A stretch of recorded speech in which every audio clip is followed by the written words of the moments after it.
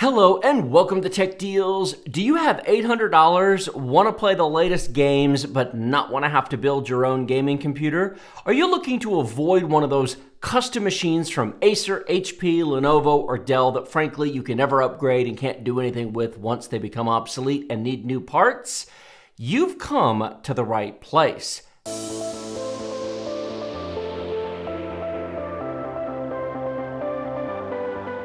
This is an $800 custom pre-built from iBuyPower. Industry standard components, everything in here can be upgraded for years and years to come.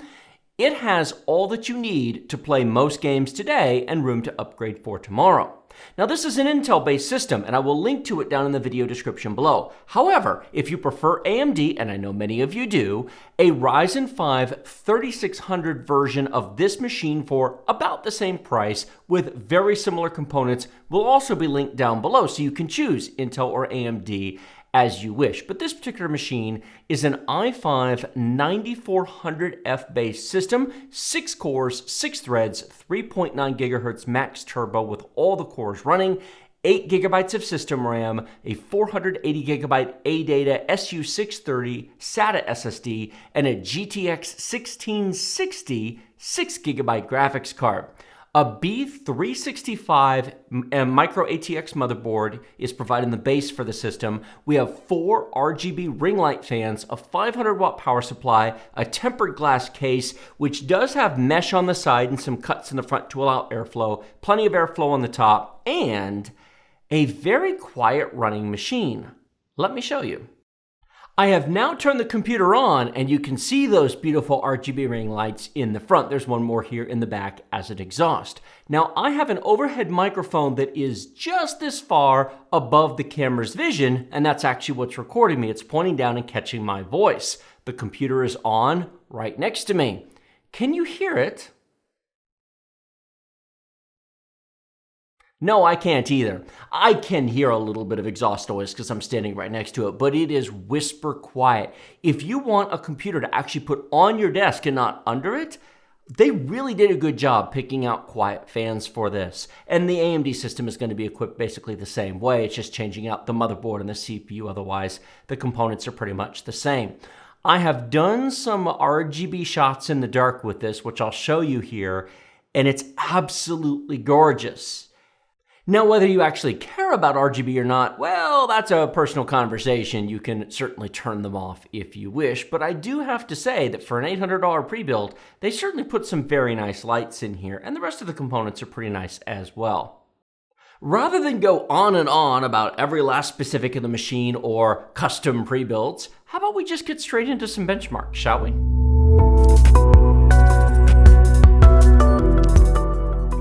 Our first benchmark is Fortnite. For games like this, a system like this is just about perfect. Of course, nicer systems are nice, but games like Fortnite, and I'll show you Overwatch here in a minute, are purpose designed to be very playable on a wide variety of systems. Do you need something this powerful to play Fortnite? No, but it is helpful and it's nice to have. Take a look at the real-time performance in the upper left-hand corner of the screen. You can see I'm benchmarking combat here. We're in Team Rumble. We are using between 50 to 75% of the CPU. Now, this is not a hyper-threaded CPU, so 50% usage is 3 of the 6 cores. 66% is 4, and so on. And so while we're not often above 66%, we are enough that on 4 cores, 4 threads, it would hitch. So the 6 cores, 6 threads is really nice. Now, if we were live streaming, yes, ideally we'd have more. You could live stream actually on this. There's enough performance in the CPU, and using your graphics card, it would cost you about 5 to 10% of your frame rate if you wanted to live stream this on Twitch using the NVIDIA NVENC encoding. Ideally, you'd have 8 cores, but it'd be enough. You could certainly get away with it if you wanted to, if you don't have too many other things running in the background. Now, if you're doing voice command, Discord's open, lots of browser tabs are open, it might be a bit much. But again, this is a sub $1,000 machine, and frankly, it plays really nicely. Take a look at the real-time frame rates, the white numbers up there. And of course, do keep in mind that I benchmarked far more than I'm showing you. I mean, I can't show you a 10-minute battle. This video would be too long. But notice that the real-time number the frame time counter, the average, the 1% low, and the 0.1% low are remarkably respectable. Even there when a lot of building was, oh, that's not a good sign. Even when all that stuff is going on, it's still maintaining the frame rate just fine. Now, this is 1080p high detail, and at high detail at 1080p, Fortnite runs at 100% render resolution. So this is not downscaled or upscaled or any kind of scale. This is running at straight 1080p at 100% render. And with all that stuff going on, yeah, it's really not a problem. Controllability was great. The game performance was great. I'm not the best player in the world. I'm going to ignore the fact that I'm not that good, and I died. It happens. Now, consider these performance numbers are across the entire battle. 125 frames per second average, 76.1% low, 27.1% low, but as you saw me die there towards the end, that includes the respawns. Don't worry about the 0.1% low too much. That is very few frames, and because I'm in a respawning match, it happens. What can I say? So I would give this 2 thumbs up. Completely 100% playable and controllable in all respects, even with just 8 gigabytes of RAM, even with just the 6-core, 6 threads. No issues whatsoever. A completely different game to benchmark is Ghost Recon Breakpoint. And this really could not be any different than Fortnite if it tried. Now I'm going to show you 2 different pieces of gameplay footage here. One up here on the mountain and one down there amongst all the buildings and combat. I actually benchmarked 15 minutes and 29 seconds worth of gameplay. I just had to look at it. And so there's a lot more than what you're seeing here that was actually benchmarked. This is 1080p high detail. Notice the graphics card is not 100% utilized. You are not missing this. We have a GTX 1660, a $200 video card bottlenecked by the i5-9400F. 6 cores and 6 threads is not enough CPU to drive a $200 video card in this game. You need more CPU. However, I'm genuinely shocked at how smoothly it played. I did not have a problem playing the game. It was miles better than the 4-core, 4-thread test that I did recently when I tested as 4-core Gaming Dead. This game is completely non-functional on a 4-core, 4-thread chip.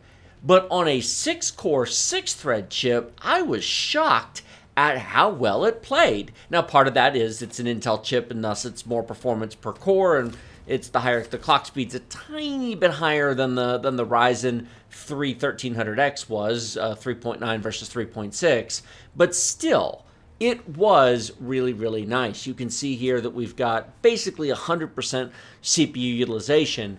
Just keep in mind that this isn't a huge firefight, and I didn't actually get into a big firefight.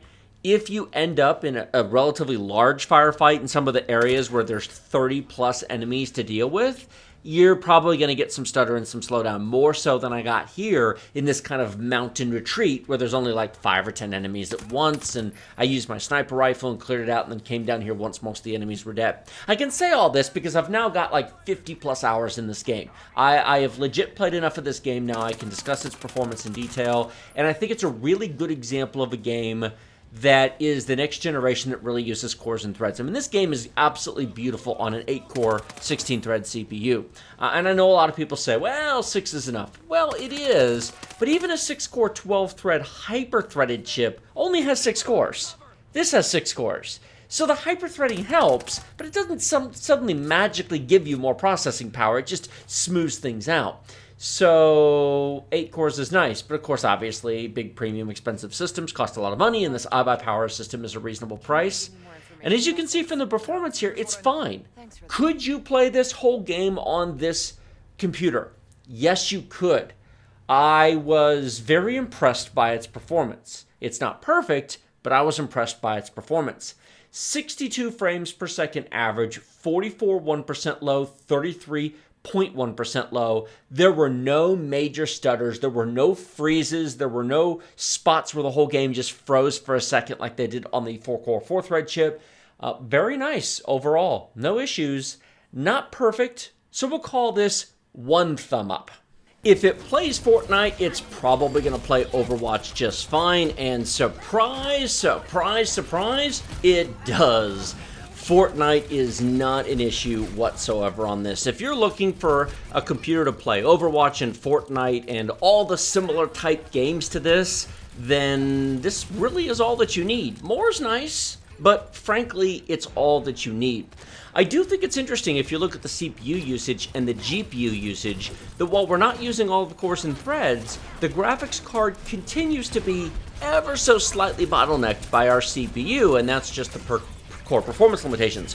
3.9 gigahertz on these cores is very good, and yes, we're playing a game like Overwatch that does not require like the best performance computer ever, but notice that the graphics card's not holding 100%, and we are playing at 1440p high detail at 100% render resolution. 150 frames per second average with a 101% low and a 27.1% low, but of course there's deaths and respawns in there, so I wouldn't give the 0.1% low too much worry here. Frankly, we're fine overall. That 1% low shows you that your performance is going to be great across the board. For anything less than pro, hyper-competitive, ultra-elite top 1% players, this thing's great.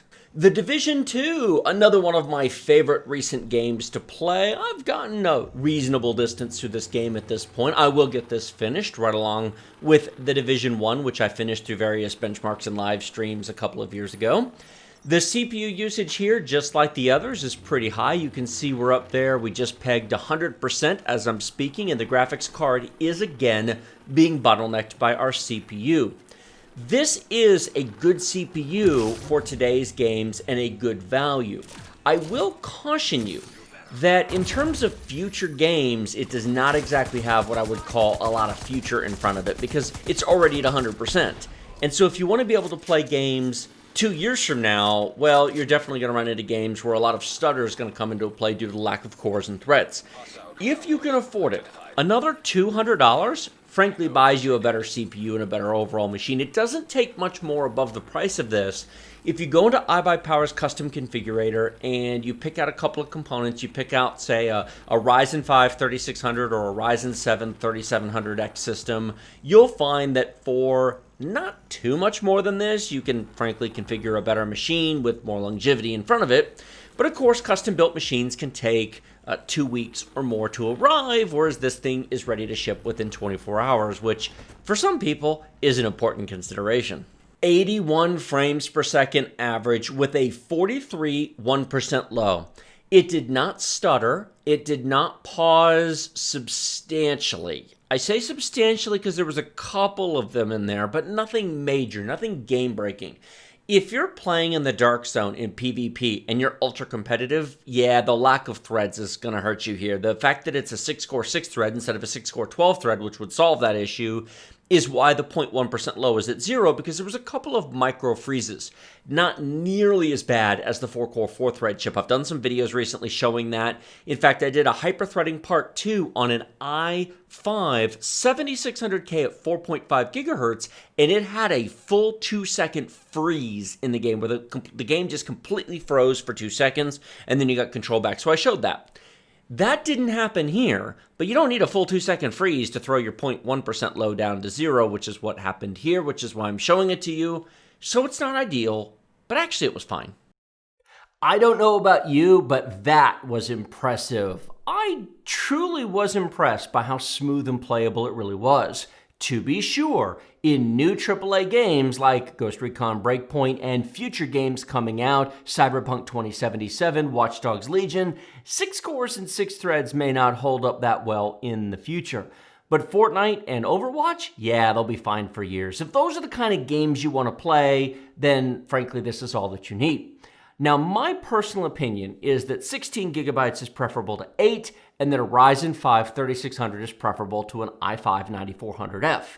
It's not much more expensive to get it configured that way, and as I said, I'll link to those down in the video description below. And if you're ordering one, then, well, go that direction. If you can spend a little bit more money, if you can spend like between $1,000 to $1,200, you can considerably kick up all the specifications quite nicely. You can move to a Ryzen 7 CPU instead of a Ryzen 5. You can move up to an RTX 2060 or an RX 5700, as you prefer, on the video card end of things, and a 1 terabyte SSD instead of a 500 gig or 480 in this case. So a little bit more money. If you can stretch your budget a bit more, you'll get a much nicer machine that will last you for longer. But of course, one of the beauties of a custom pre-built such as this, you can buy this $800 machine or the AMD version of it, and you can upgrade it over time. There's additional places to install SSDs. There's, of course, plenty of RAM slots. You can change out the video card. You can change out the CPU. Yes, even on this board, if you wanted to, maybe in the future when they become less expensive or you can buy a used one, you could get an i7-8700K or an i9-9900 or 9900K and go to 6 cores, 12 threads, or 8 cores, 16 threads in the future if you want. Now, the motherboard will not allow overclocking, but frankly, the boost speeds of those chips are high enough, it'll be fine. Although with the i9, you'd want to replace the cooler.